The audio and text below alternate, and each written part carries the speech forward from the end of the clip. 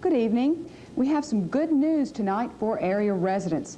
The word from the Tuscaloosa Civil Defense is that the Warrior River has reached its crest. The level measured tonight at the Oliver Lock and Dam is 65.7 feet and holding steady. Now that's 18.7 feet above flood stage. Bad, but it could be worse. It means the river hasn't surpassed its record 1961 level of 68 feet. That's probably small consolation for those who've already been evacuated from their homes in this area, but officials assure us that the river will begin to recede to normal in a few days. Just about every stream in Alabama is above flood stage tonight, and the storm system that swept through the state Thursday has brought several flood-related deaths. We know of no such fatalities in the West Alabama area, but the property damage has been extensive, especially in Northport.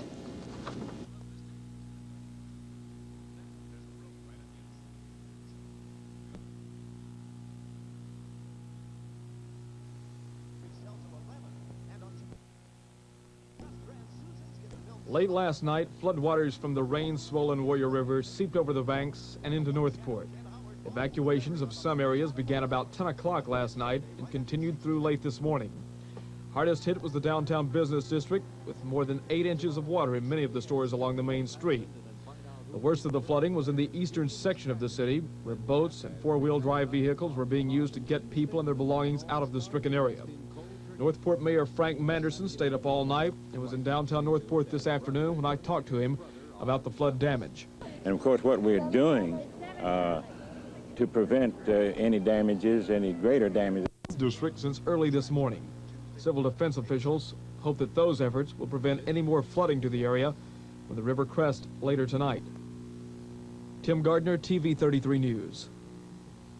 Civil Defense Director Sam Sloan told us today it's too early to talk about the possibility of receiving federal disaster relief for our area.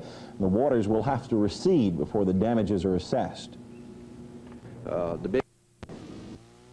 News of the threatening waters came to residents of East End Circle Apartments at approximately 6 last night. Northport police then began that evacuation, which continued until early this morning. Many are left homeless and are questioning when they will be able to return. Well, the water just started getting up around our doors, but it hadn't got in the house. Not inside the house, but I'm sure it has now. Have they given you any until the first of next week when water levels begin to recede? Until then, residents will have to make do with what they have.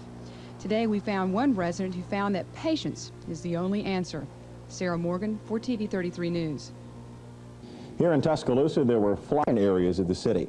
One particular trouble spot was the residential area around Cribbs Mill Creek near Greensboro Avenue. And this afternoon, we talked with City Street Superintendent Carl Henderson about damage to city streets. Tim, I'm afraid it's going to be quite some time before we'll know the real extent of the damage that we actually have. We know about sewer lines, of course, and erosion problems, ditch banks, bridges, culverts, and so forth, but for instance, the cave-ins in the streets and so on will show up quite some time now. What about the Cribbs Mill Creek area here? That's hit pretty hard last night. Yes, this is a bad one, of course. This is one of the big collecting ditches that runs northeast to southwest through the city, and we had problems all up and down the creek yesterday and last night. Had some sewage lines to break along the creek, didn't you? Yes, 4 or 5. I think you see a couple from where you are here. This is a normal thing, and they are made to break in a case like this, and we can get them back as soon as the water goes down. President Carter has declared Oklahoma a disaster area as a result of this week's devastating tornadoes. Oklahoma Governor George Nee estimates total damage from the twisters at over $11 million. Meanwhile, the people of Wichita Falls, Texas have begun burying their dead, a solemn process that will continue for the next several days. 44 people died in that city as a result of the worst tornadoes ever recorded.